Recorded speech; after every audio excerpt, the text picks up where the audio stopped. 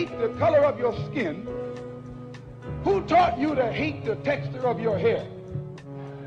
Who taught you to hate the shape of your nose and the shape of your lips? Who taught you to hate yourself from the top of your head to the soles of your feet? Who taught you to hate your own kind? Who taught you to hate the race that you belong to? So much so that you don't want to be around each other. No, before you come asking Mr. Muhammad, does he teach hate?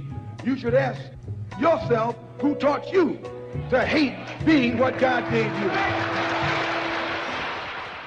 Most of us blacks, or Negroes as he called us, really thought we were free without being aware that in our subconscious, all those chains we thought had been struck off were still there. And there were many ways where what really motivated us was our desire to be loved by the white man. Malcolm meant to lance that sense of inferiority. He knew it would be painful. He knew that people could kill you because of it, but he dared to take that risk.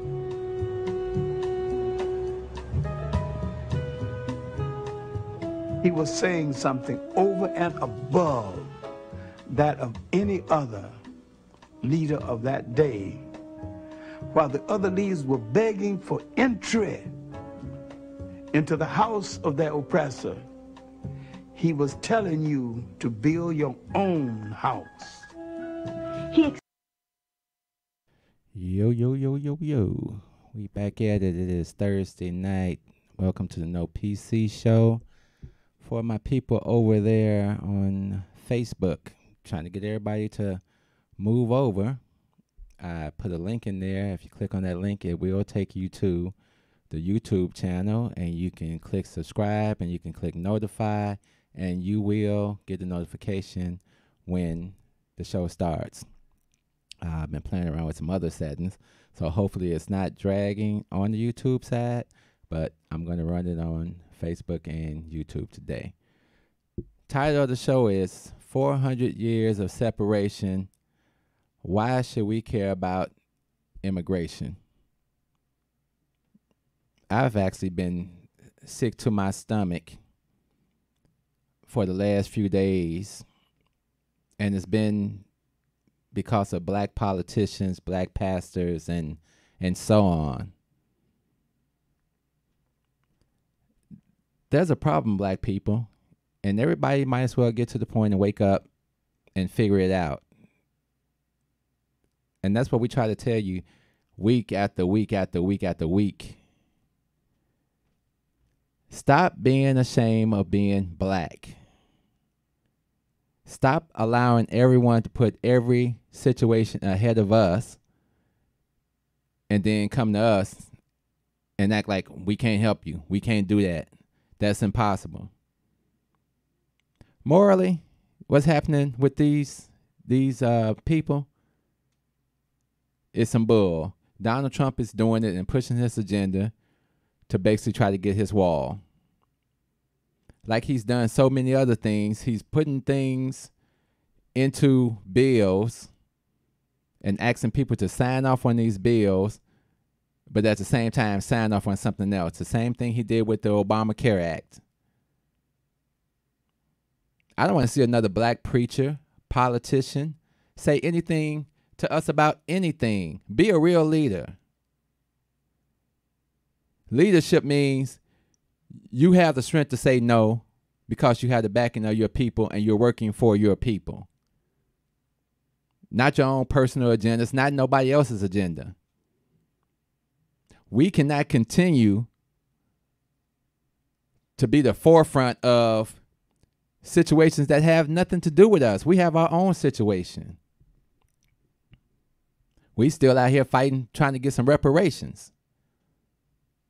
I don't see nobody on TV crying about reparations. Oh, look how sad it is that they separating these kids and they doing it. We've been separated for 400 years. Don't get it twisted. So that means we're at the front of the line. And you got to get to the point of telling people. When people start telling you these sob stories about, oh, well, we were from the Holocaust. My parents said, okay, Too bad for y'all. That was over there. Let's start cutting people off. It's got nothing to do with, okay, morally, yeah, that was wrong. Had nothing to do with us. We didn't do it. It was over there. You all got reparations. Next. Oh, well, we're LGBT and we need this. Next. Where we're coming across the border. Next. We have no more time for nonsense.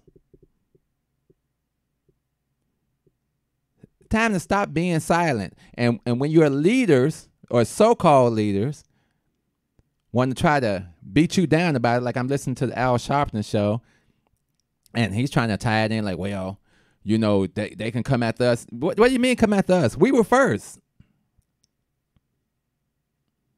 They had to kill every black person on this planet to pull some more crap like that with us. Period. Nobody's got time for the nonsense. I'm not standing up for the immigration thing and putting I personally don't care what they do. Because these are some of the same people that voted to put this man in office.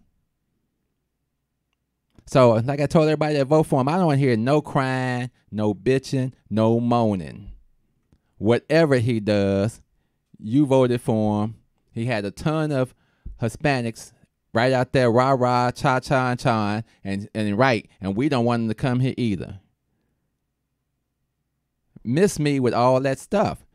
We got to learn to be black and to be unapologetically black. We better start worrying about how our children are going to survive over how they going to fit in. What are we putting in front of our children? What image are we conveying to them? Now, our parents and grandparents, they lived in a different era. They didn't have the rights to vote and things like that. So they had to do what they had to do. But we got a responsibility of honoring our ancestors. And I'm not talking about Ancestry.com DNA. That's some more bull crap that we're going to talk about one day. Where you're from here, here, here, and here, here. Your origin is Africa.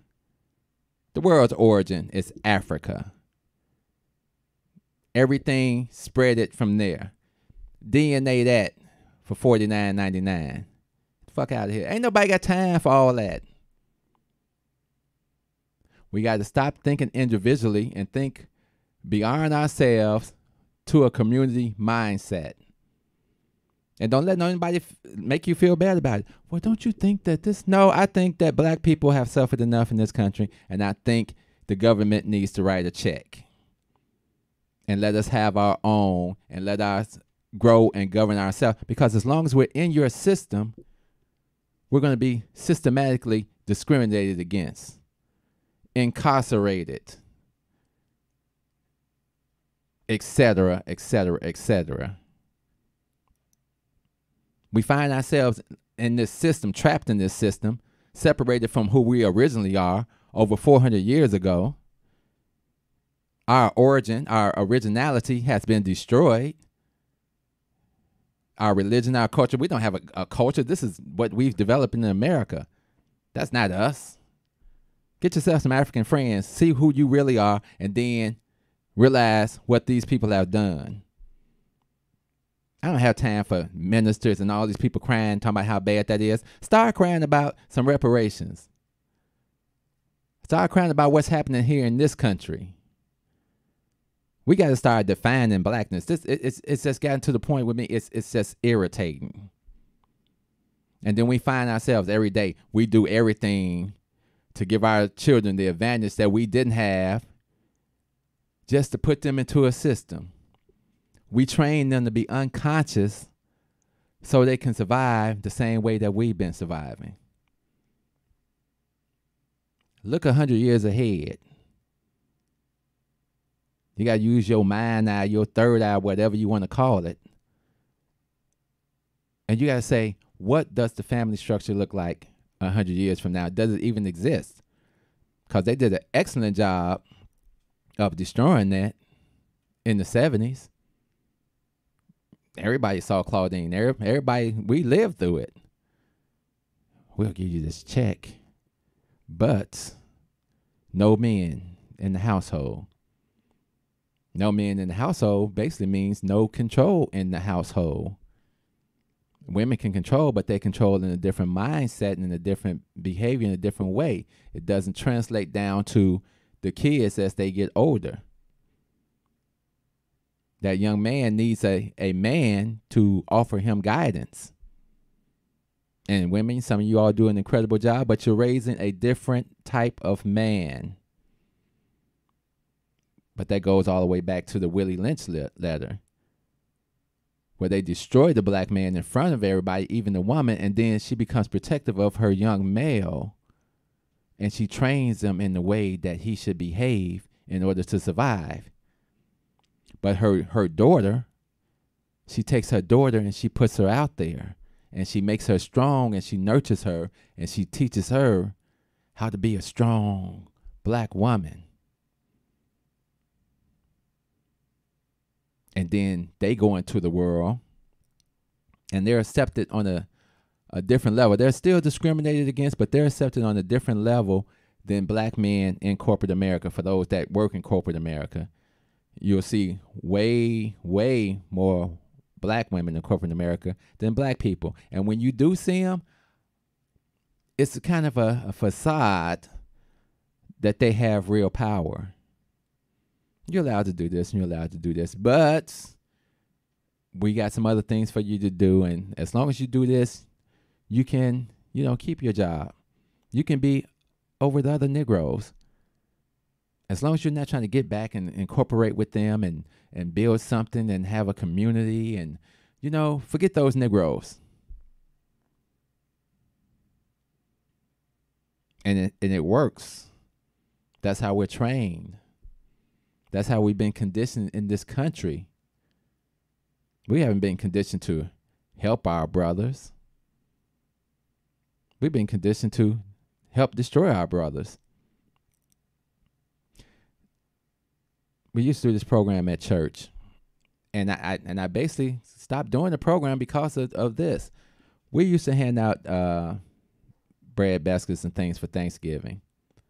And there was a young lady, I could tell, she had been, maybe doing whatever she does. Maybe she had been doing that, and her friend was like at the front of the line, and she was being slightly disruptive. So I said, hey, come on up here with your friend so y'all can go in together. So they go in together. I guess she didn't like everything she got. She started acting a fool at the front. So I'm kind of like looking at it and giggling a little bit, and she's like, what? I'm like, sister, I went out of my way to bring you up here with your friend, put you in the front of the line, and then you take my generosity as some type of weakness or game. And that's not fair. It wasn't fair to everybody else that I even moved you to the front, but I did it. And then the brother comes up and says, hey, brother, we don't engage them. We don't talk to them. And I looked at him with disdain. What do you mean we don't talk to them? That's us. It disturbed me. And then from that point on, I told him, look, having our people lined up here on the street on display to show their poverty, their situation, it's embarrassing.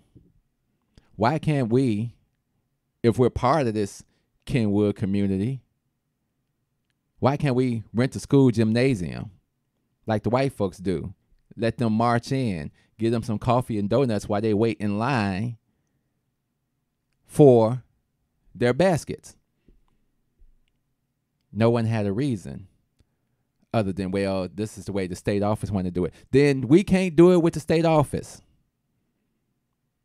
We have to treat our people the way that they should be treated.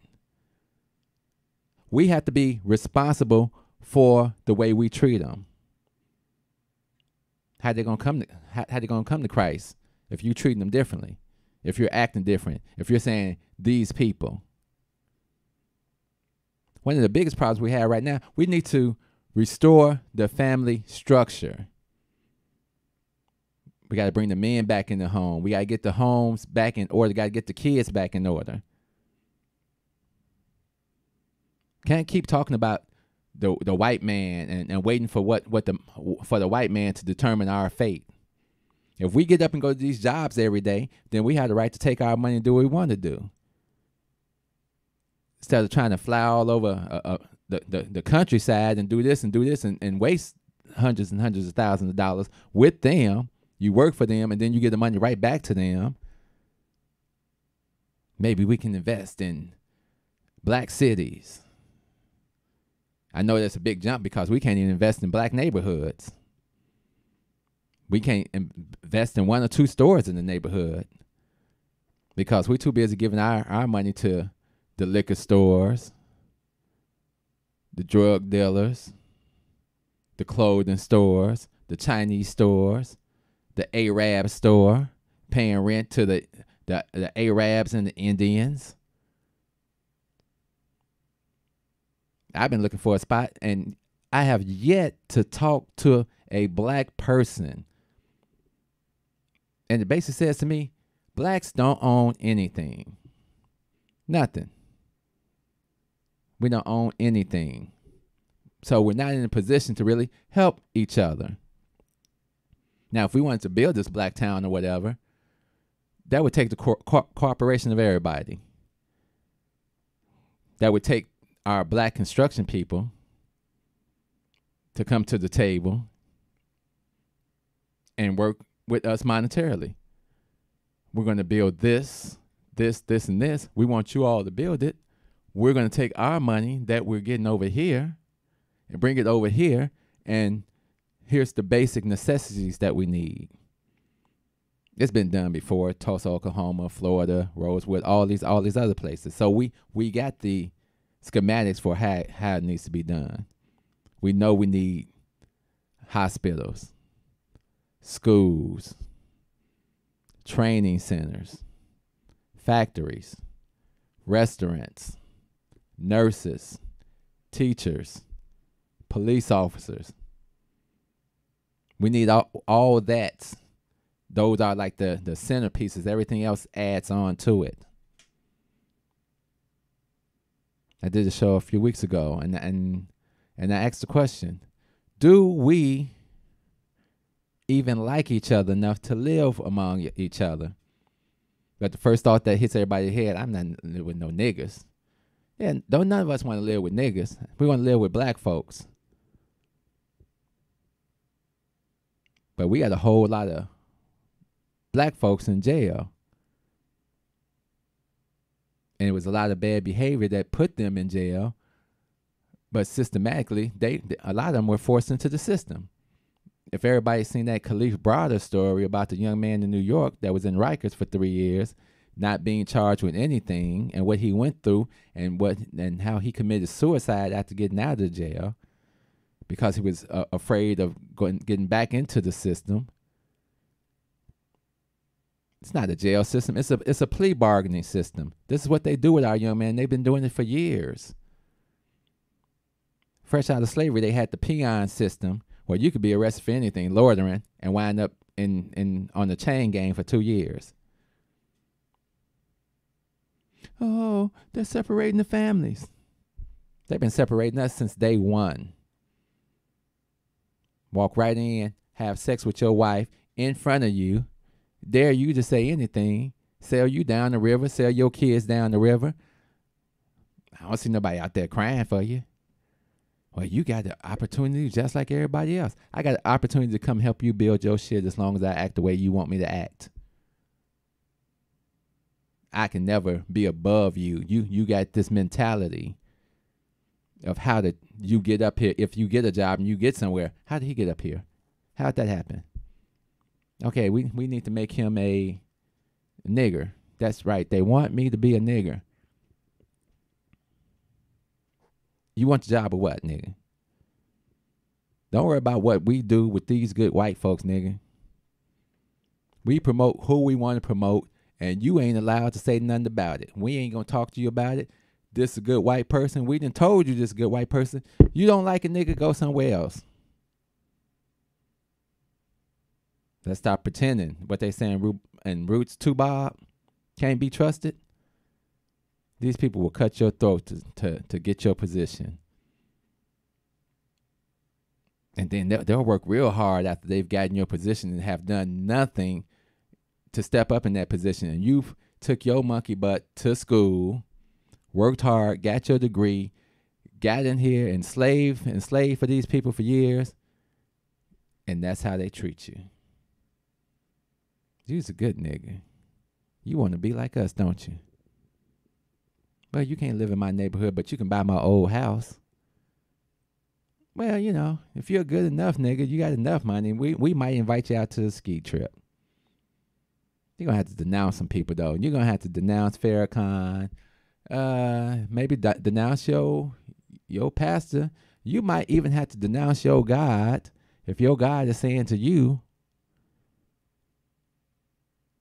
to trust me. Ain't that funny? A lot of people, you know, you hear the story about Adam and Eve. And a lot of times you hear where it just jumps to the part where the devil, the serpent is talking to Eve. That wasn't the first time he talked to Eve. He had been talking to Eve for weeks. Softening her up. Conditioning her for his act against God. The act wasn't against man. The act was against God. Because he's got an axe to grind with God, and the only way he figures he can get to God is to do something to you. So when Eve ate of the apple, it seemed like what the serpent said was true. It was not until Adam ate of the apple, or the fruit. A lot of times they say apple, but it was the fruit. Then their eyes were open. When are our eyes going to open? When are we going to see? When are we going to wake up? When are we going to stop taking losses? Every time there's a situation where we can have a win, we start talking to these devils, and they start their conditioning, and then they make you feel like they did something. We saw it with Donald Sterling in the NBA. What punishment did he get? He bought a team for like $20 million, sold it for $2 billion. Where's the punishment? Lost for us. Could have made some changes with that. The NFL. Nobody was protesting the flag. But you let this devil, Trump, hijack what was actually going on, protesting the murder of black people in the street. Didn't have the balls to shut the NFL down when the league is 70% black. Just like the NBA is 85% black, like they on TV now, auctioning these Negroes off. I'm not watching NFL this season either. Screw them. We got black men getting killed in the street, black men and women on videotape, and people walking away. Cry about that. How many black men aren't going home to their children? How many situations have been changed where some of those same kids are going to wind up in the justice system? Cry over that. Don't tell me about nothing good this president is doing. I don't see anybody crying over the 80 civil rights officers that he closed. How he put into his black bill the parts needed to destroy Obamacare, or the Affordable Care Act, which is his proper name. Flint, Michigan, they war the situation still ain't right. And at the top of our list, and it should be there all the time, is reparations. Stop letting these people talk you into complacency. Well, if you just work with us. No, we through working with you. this is what we want, just like every other group. Remember the Chinese man on the plane? You see how fast they straightened that out? Because he had people in China, and China came here. Now, China has a country, and we do business with China. So in order for us not to mess up that business, America said, yes, sir, we're going to go ahead and take care of that right now. See, when you got a homeland, you got a country to report to on a big stage, on a world stage, you get treated differently. But they right over there in Africa.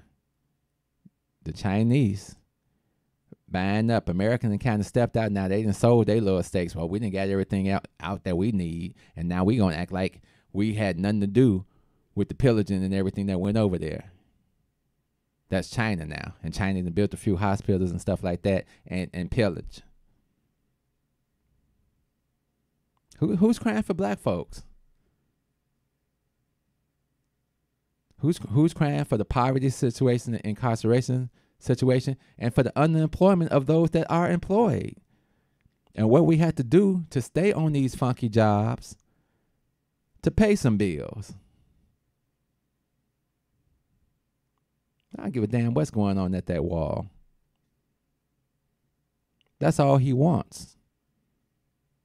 This man is a demigod. From day to day, he's like a ping pong. But if you read the 48 Laws of Power, he's operating exactly like that. One of the rules, laws is always keep people off balance. Never let them see a pattern or guess how you operate. Make them feel like they need you.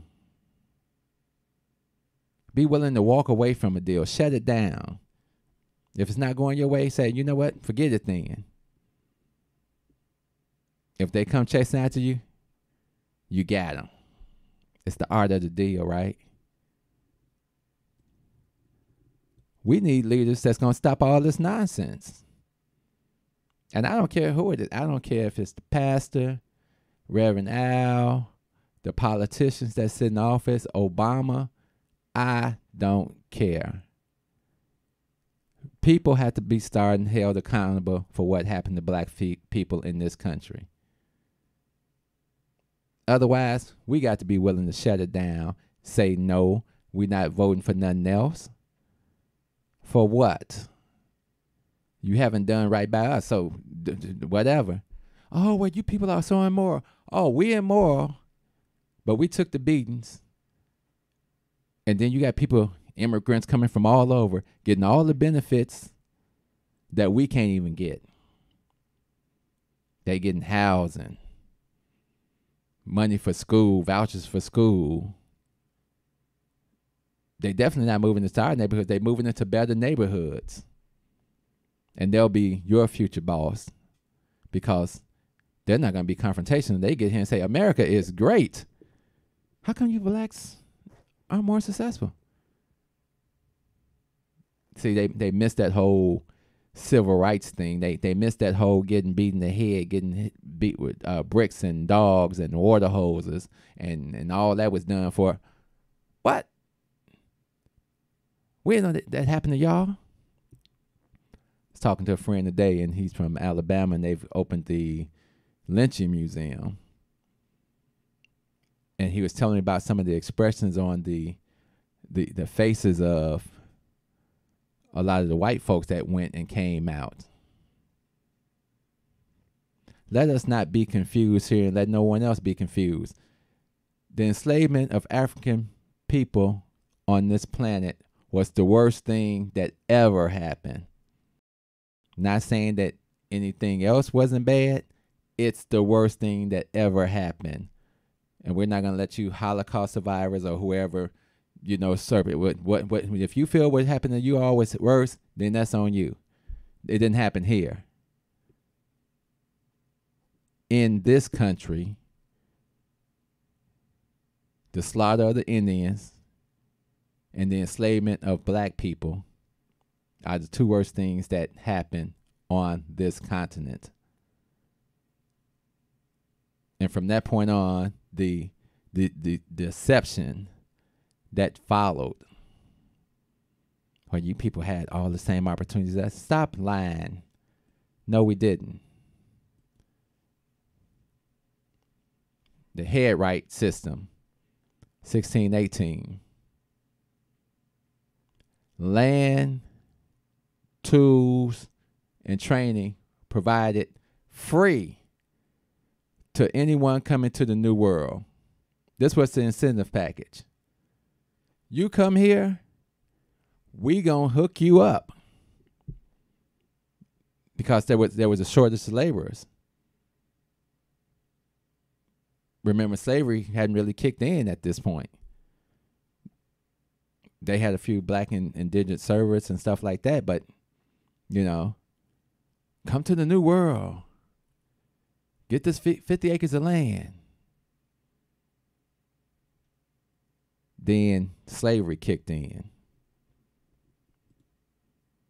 And then right before slavery ended, your man, Abraham Lincoln, that they teach you to love and admire because he freed you niggas. The Homestead Act of 1862 gave away 250 million acres of land free to good white people in this country. Then the next year he wrote the Emancipation Proclamation. And you didn't get nothing. And whatever they had divided with the Indians, whatever deal they made with them, they told the Indians, you get them niggas some, because they ain't getting nothing from me. Almost like that line from the Mac, where he told them, I told him, come on over. And I told him to get a little taste. See, that nigga wanted the honey. All we want is the money. And that's how your country operates, and that's how they play you.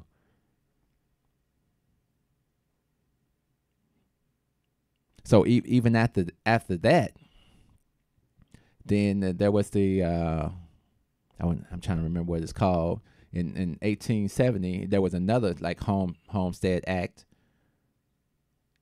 that where they were supposed to give you land and things like that, and they did, and then they came back and took it back. It's kind of like the Reconstruction era, but your butt got reconstructed right out of everything that they gave you. And then to make matters worse, they came in with Jim Crow and the Black Codes. There's all types of ridiculous laws to keep you in debt and keep you in prison and keep you beneath them. And remember, right after slavery, that's when the Ku Klux Klan came. And you got over 500 documented cases of lynching, not to mention the undocumented cases, killing pregnant women, babies, destroying towns, destroying livelihoods, and nobody went to jail. When there was a trial, it was just a joke. They killed Emmett Till and wrote it in the book. After getting off of it, they wrote it in the magazine. And then this white heifer says, I made it up. But that helped us to start a civil rights movement. And even though Martin and Malcolm were on two spectrums, they were going for the same thing. They were trying to get us to the same place. We wanted dignity, freedom, and the ability to pursue happiness and raise a family without the interference of white people. Now, maybe the Muslims were like, we need to separate. And Martin was like, no, morally, we're going to take the moral high road. There's a speech he gives, and he's like, if you get hit with a brick, then that's a brick for justice. If you get thrown in jail, then you're getting thrown in jail for justice. If you die, then you die for justice. But toward the end, he changed. He said, have I led my people into a burning house? And at what cost? So they love to give you these holidays, and they love to throw a king scripture out there to you, make you feel good. Martin Luther King, he said this and he did that, and that's nice, and you should follow his lead. Martin is dead. Malcolm is dead. Medgar Evers is dead. The Black Panthers, they got a new one, but it doesn't exist on that level. Your government issued a mandate to be on the lookout for a black messiah that could lead the people and to take him down. You ain't got to believe me. You can go right to their site. Go to COINTELPRO and go to their site. And every time we do something, there's some white person or something or some Negro that helps them to infiltrate and tell them everything we're doing. And that's what we got to get out of the habit of telling them everything we're doing and just do what we do.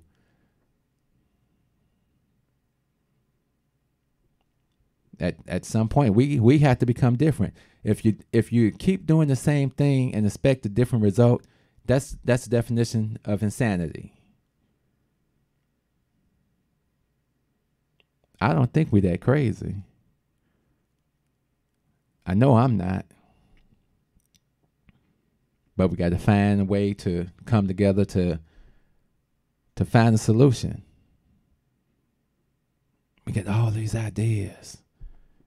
But that's why they keep you down. If you can't get your money together, you can't fight us. And you can pray all day, but we steady taking your neighborhood block by block. We taking your young men off the street, younger and younger. We're putting your children in a system through a DCF system that we say we helping you, but we're really not helping you. We're conditioning them for the next level, which is the streets and then the prison system. Corporations invest in the prison system because there's money there. It's no more degrees in jail. It's a breeding ground for continued occupancy in a world that likes to see you right there, sitting there doing nothing. Keep sending your children to us. We're going to close down these HBCUs eventually because your president took the Department of Justice and said, we need to investigate these HBCUs. And if we find that there's some issues here, we don't have to fund them no more. If they're discriminating against white folks, we can shut them down, get rid of their funding, and that's the end of that. Niggas should be wanting to come to white schools anyway because they're going to have to work in white systems. And I don't know why they fighting it. I kind of been on a high horse today, but it irritates me that black people don't know how to stop people from cutting the line.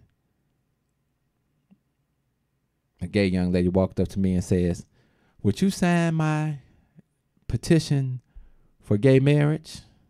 I said, no. Will you sign my petition for reparations?